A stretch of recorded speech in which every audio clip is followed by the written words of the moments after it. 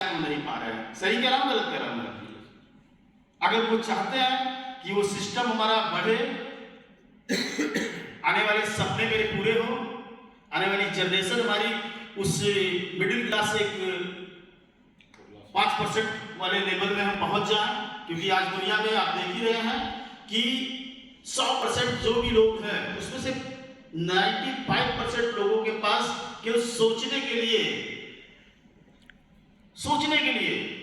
और सपने देखने के लिए ही सब कुछ सिस्टम बना हुआ है। और जो 5% लोग हैं उनके पास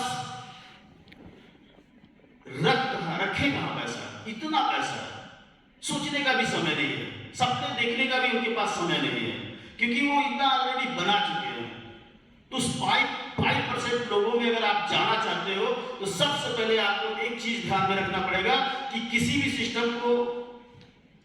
सिस्टम में आप आगे बढ़ना चाहते हो तो सिस्टम को समझिए पहले, वो मांगता क्या है, किस दिशा को आप जाना चाह रहे हैं। अगर आप सिस्टम समझ गए, उस दिशा को समझ गए, तो आने वाले समय में आप एक बेहतरीन लीडर बनेंगे। और रियल एस्टेट बिजनेस में आप लीडर ही नहीं बनेंगे, आप खुद मालिक बन सकते हैं, खुद अपनी कंपनी चला सकते हैं, बहुत सारी व्यवस्थाएं आपको मिल सकता है यहाँ से, और आपकी सारे सपने यहाँ से पूरा हो सकता है। और ये सपना पूरा करने के लिए आपको इस सिस्टम को समझना बहुत जरूरी है। एक बहुत ही बेहतरीन गुरु हमारे थे, उन्होंने एक बार हमें बताया था,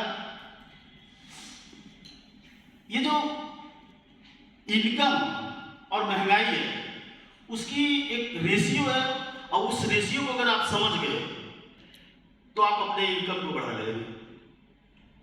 और रेशियो बताता है कि 1960 में जो आदमी 100 रुपए कमाता था, वो बहुत हाई फाई लेवल का तो नहीं होता था, पर एक मिडिल क्लास में उसकी दाल रोटी बहुत आराम से चल जाता था।